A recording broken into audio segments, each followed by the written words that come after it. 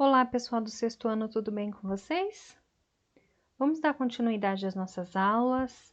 Até então nós estávamos vendo o gênero textual e a partir de agora a gente começa a ver a parte da gramática da nossa segunda unidade desse segundo bimestre. A parte da gramática, nós temos ali 3 tópicos. Nós temos grau do adjetivo, e daí você vai lembrar que grau do adjetivo nós vimos nas aulas anteriores, porque a gente estava falando de determinantes do núcleo, do determinante do núcleo nominal. Nós temos concordância nominal e regra de acentuação. Esses dois últimos, eles não têm todas as regras, eles colocam apenas uns detalhezinhos que vocês precisam saber. Então, não vai ser difícil, vai ser bem tranquilinho, ok? Então, a aula de hoje, gramática, 3 tópicos para nós vermos. Vamos lá? Então, nós vamos começar com o grau do adjetivo. Então, nós já falamos sobre ele, é uma retomada de conteúdo. O adjetivo, então, retomando, é a palavra que expressa uma qualidade ou uma característica do ser e se encaixa ali ao lado do substantivo, certo? Então, adjetivo é que dá uma característica. O adjetivo, ele tem flexão, ele muda o número, o gênero e o grau. Então, o número é 1 ou 2, gênero masculino, feminino e grau aumentativo, superlativo, comparativo, e esse nós vamos ver. Tudo isso nós, então, tivemos lá na nossa aula anterior sobre adjetivo. Mas vamos lá. A flexão de grau, então, é o comparativo e o superlativo. Vamos ver cada um deles. Então, veja lá. No grau comparativo, você tem comparativo de superioridade, inferioridade ou igualdade. Então, nesse grau dos adjetivos, você tem que comparar duas coisas, duas pessoas. Superioridade, inferioridade ou igualdade, certo? Então, comparação entre 2 ou mais seres. Vamos ver cada um deles. O adjetivo é comparativo de superioridade. Então, nós temos lá, Lucas é mais extrovertido que seu irmão. Então, eu estou comparando Lucas e o seu irmão. Só que se ele é mais extrovertido, é o grau de superioridade, certo? Então, veja, aqui é o nosso adjetivo e acompanhando ele nós temos mais que, porque é superior. Depois, nós temos o de inferioridade. Lucas é menos extrovertido que seu irmão. Então, novamente, nós temos o adjetivo e junto com ele as palavrinhas menos que, porque é inferior, menos. E de igualdade. Lucas é tão extrovertido quanto seu irmão. Então, nós temos o extrovertido, que é o nosso adjetivo, e as palavrinhas que acompanham, que é tão quanto, certo? Conseguiram lembrar da nossa aula anterior já? Agora vamos falar do superlativo. Então, o superlativo é mais, é um plus. Então, veja que é um adjetivo intensificado, com uma característica intensificada. Esse também tem 2 tipos. Veja, o superlativo absoluto e o superlativo relativo. Então, veja, quando eu falar de absoluto, eu vou estar tratando de uma pessoa ou um ser.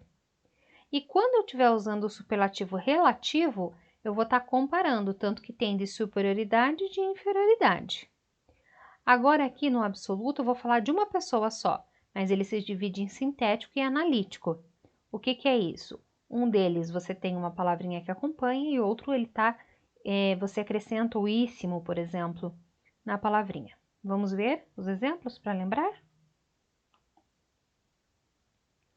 Adjetivo. Então, flexão dos adjetivos de grau, superlativo absoluto, analítico. Então, o analítico é quando você tem um advérbio junto. Então, veja, Júlia é muito bela. Então, além do adjetivo bela, a gente colocou um muito para intensificar, porque o superlativo intensifica. Aqui nós temos o sintético. Veja, sintetizar é resumir. Então, nós não temos mais duas palavrinhas, nós temos resumido em uma palavrinha só essa necessidade de intensificar a característica. Então, eu digo que Júlia é belíssima. Ok? Então, sintético, sintetizar, resumir em uma palavrinha só. O superlativo relativo, ele é feito em relação a todos os seres, em relação a todos os demais seres, de uma coletividade. Então, veja, vou estar comparando aqui. Por isso, nós temos lá o relativo de superioridade e o de inferioridade. Veja lá. Aquele aluno é o mais participativo de todos. Então, aqui eu estou comparando o aluno com outros alunos. Então, por isso eu tenho um superlativo de superioridade. E aqui eu tenho um superlativo de inferioridade. Aquele aluno é o menos participativo de todos, certo? Então, adjetivos de flexão de grau seria o superlativo, que tem um analítico, e o superlativo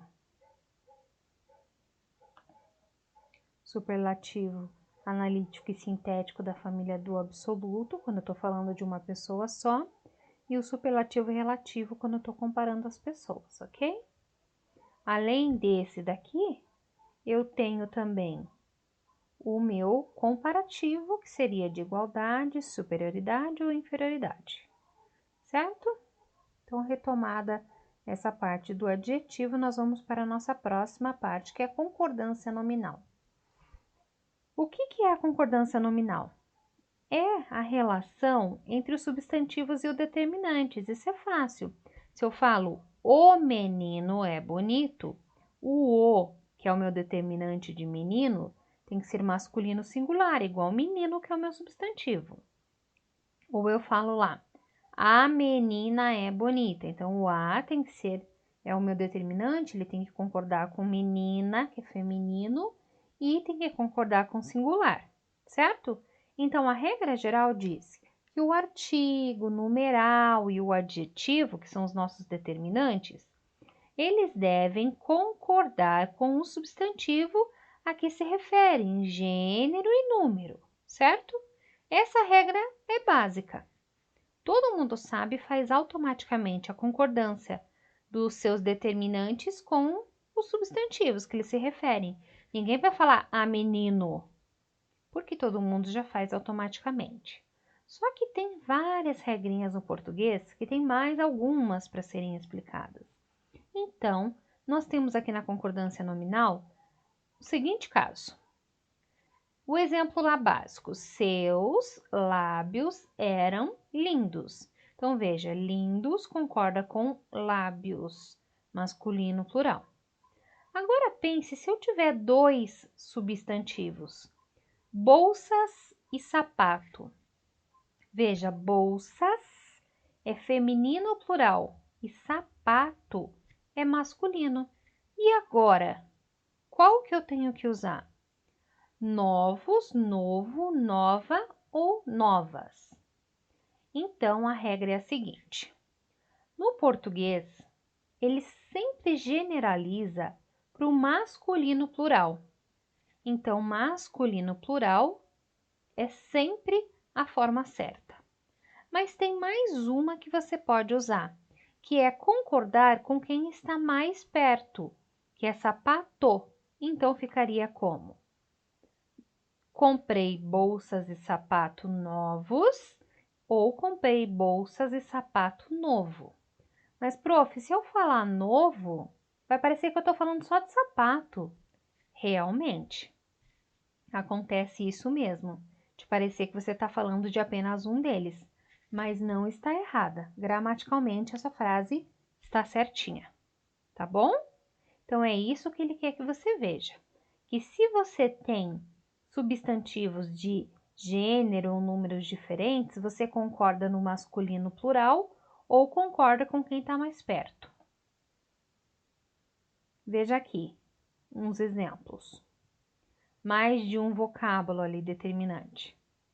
Comprei um sapato e um vestido. Daí ali, qual que é a primeira regra? Masculino plural em todo mundo. Então, a prof colocou pretos, porque está concordando tanto com sapato e com vestido. Mas a segunda regra é qual que a prof falou? Posso concordar com quem está mais perto. Então, comprei um sapato e um vestido preto. Certinho? Vamos então para a nossa última parte da aula de hoje, que é a regra de acentuação. A regra de acentuação também tem muitos detalhes para a gente aprender. Nós vimos alguns já e hoje nós vamos falar especificadamente de um, que é a regra de acentuação do ditongo aberto. Então, veja. A mudança nessa regra é que eles querem que você lembre aí na sua apostila.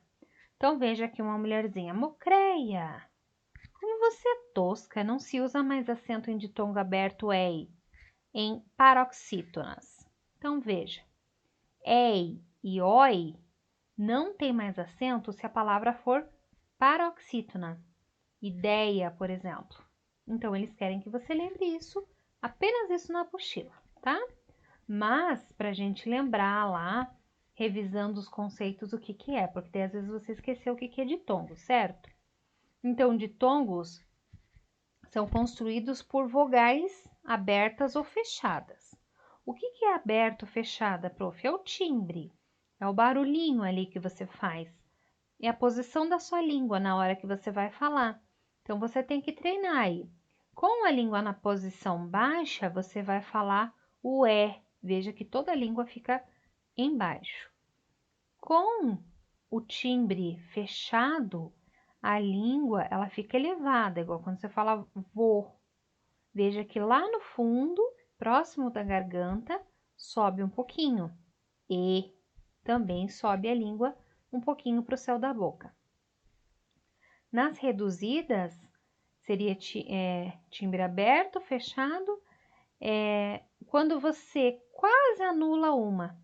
No português são consideradas semivogais. Então, por exemplo, o i e o u, se forem faladas juntas com outra vogal, às vezes eles somem.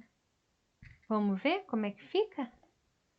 Então, veja. O ditongo, então, é encontro de duas vogais, uma vogal e uma semivogal. Então, vai ficar uma aberta e uma mais ou menos. Quando une ali de timbre aberto e o semivogal.